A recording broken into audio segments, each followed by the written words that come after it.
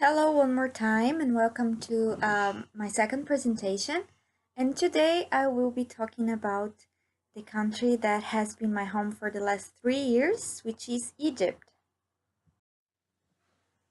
The Arabic Republic of Egypt has an increasing population of almost 100 million people, and the official language in the country is the Arabic. However, I have to say here that they use two different types of Arabic. One is the classic Arabic, the one used in Quran. So when they are writing, they will use the classic Arabic, and when they are speaking, they will use the Egyptian Arabic, which is slightly different from the classic Arabic. Some of the ethnic groups in the country are the Bedouins, Nubians, Abazas, and we can include here many refugees groups who are constantly arriving in the country, such as Sudanese and Syrians. So they bring with them also another type or different spoken Arabic um, that is common to their countries. Other languages spoken in the country are the Domari, Nubian, Beja, and Siwi, which are from endangered groups in Egypt. As we all know, Egypt has a rich history, and throughout the history, we had many moments in which Egyptians crossed paths with the English language. But the most significant was in 1882 when the British occupation of Egypt happened. So this lasted until 1922, and although the British Empire was the ruling empire at the time in Egypt, the English was not the most spoken language. Even at that time, the French language was the lingua franca language at the time, and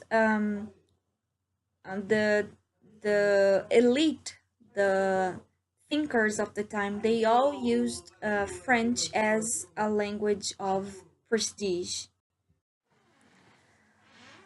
Foreign language schools have existed in Egypt since the 19th century under Mohammed Ali Pasha's rule, which used English, French, or German, but between the 1950s and the 1970s, their presence was really limited.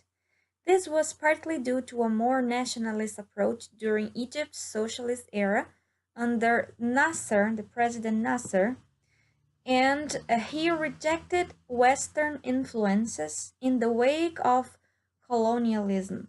So, President Nasser rejected Western culture, thus closing the relationship with the English language. However, Egypt's changing economics and politics in the 1970s 70s through President Sadat created a need for different kinds of education. That means that when language schools, which follow the state education system with a stronger emphasis on foreign language study, and international schools, mostly embassy affiliated, became a sought after educational option for parents who could afford them. We also have in the 1990s the presence of American international schools for the first time in the country, the two schools mentioned in the PowerPoint, which brought a richness in the English language to the country, and they opened the door for more schools to be part of the country. And until this day, they are very common for the children of rich people. The cultural traits of Egyptians are very grounded on their religion. So everything they do, the language they use, the way they behave is based on the Quran. Some characteristics of the Egyptian people are the affectionate behavior is not allowed in public. So kissing, cuddling, and sometimes even holding hands, it's not socially acceptable. It's something that you do inside of your house, not outside. We have a strong male dominance. we're going to see that this society is based on men's desires and power. And today things are changing a little bit, but the man figure is still the most important in the society's rules. Egyptians are very family oriented. So parents will provide everything they can for their children, and they, in their turn, will provide for their parents when they become old. They usually live together. So let's say that I got married, I built a house, and I will start to build small apartments on this first floor, second floor, and then my children will live there with their wives and children. So everything happens around families there. It's really interesting. It's really beautiful to see how devoted they are to their families. They are very hospitable and very friendly. They love to receive people in their houses. Usually, when they invite you over, it's not necessary to reject as a sign of politeness. On the contrary, if you say no, they will probably be upset. So they expect you to be friendly as well, to accept their invitations, and they will mostly give you the honor spot in the houses. It's really nice. As I said there, they are very open to Western foreigners, not as much to refugees, and unfortunately, there is a lot of prejudice in the country towards African people.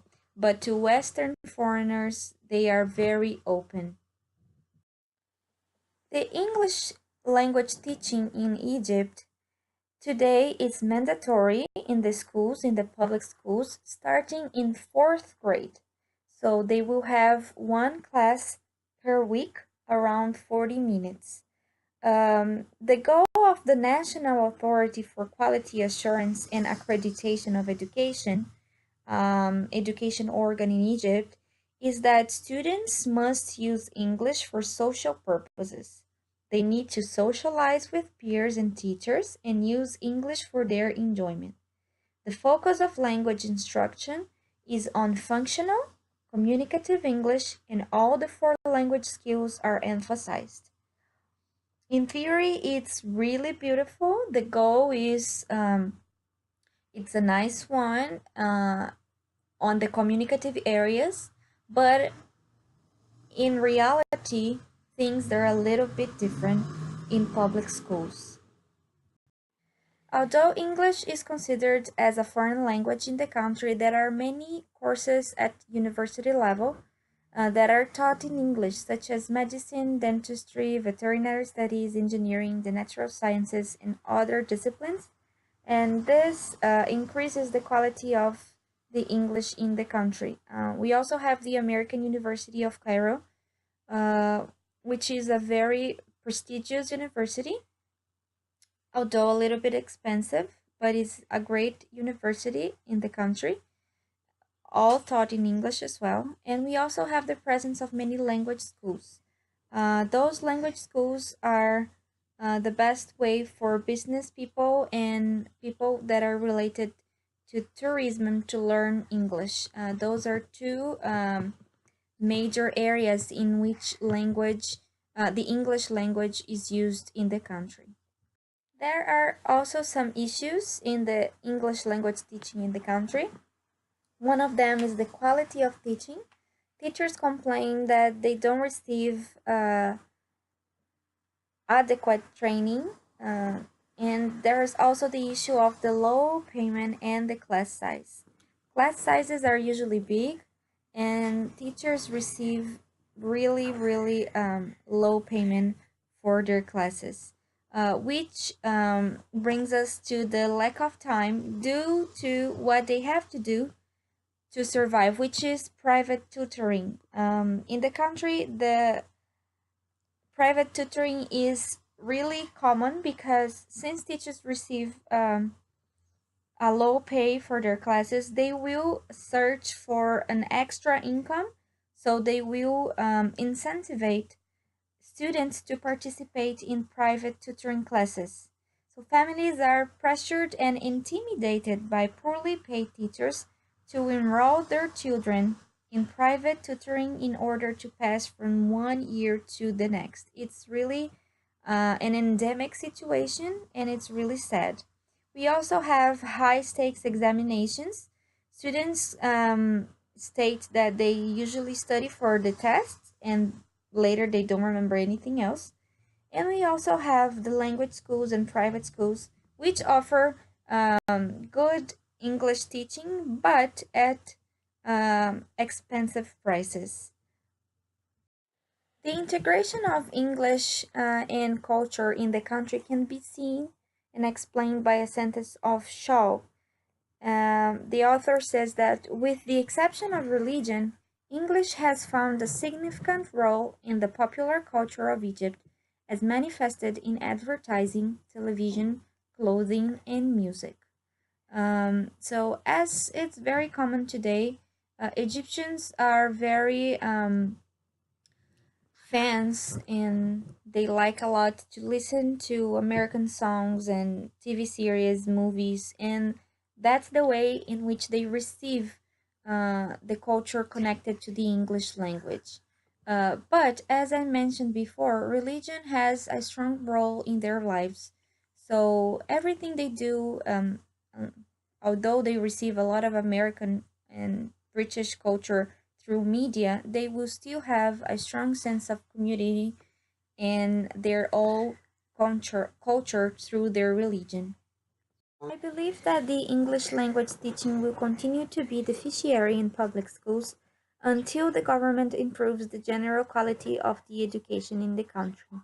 Egypt was rated in the education rank in the number 148, considering that the world has around 200 countries.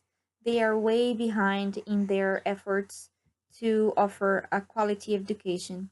So, unless the country improves the quality of education in all their services, English will continue to be a deficient area for students. Moreover, Western culture, represented by the English language, will remain a sign of status and prestige and seen as a positive acquisition. Therefore, the English language teaching will increase. English is seen as positive and a good acquisition in the country. I believe it will become more and more important. English will remain with an EFL status, never surpassing the Arabic language teaching in the country. Moreover, English will most likely take on the local color of the context where it is taught and used, especially if English is taught by non-native English-speaking teachers. We can see that this author considers that non-native English-speaking teachers, this is something that we talked about, they will not um, have the same qualities of teaching the pragmatic features of the language to the learners the same way that native speakers would do. So, using non-native speaking teachers would um, increase the Egyptians' characteristics in the language. Same thing that happened to India. They have the Indian English. The author considers that we will have maybe an Egyptian English in the future, and I believe this is something possible of happening. Cultural and pedagogical implications in this matter then. The government will have to invest more in education and teachers if they want to see Egyptians among the best in technology, research, and education. In a general way, the country needs to invest in education. As I mentioned before, they are rated really low in the rank of education, and if the country wants to be taken more seriously in the education field, they need to reform their education system. Another implication is that teachers need to receive proper training in pragmatics and English language teaching so the characteristics pertaining to English are not lost in another culture, thus giving teachers a greater sense of being prepared for this task.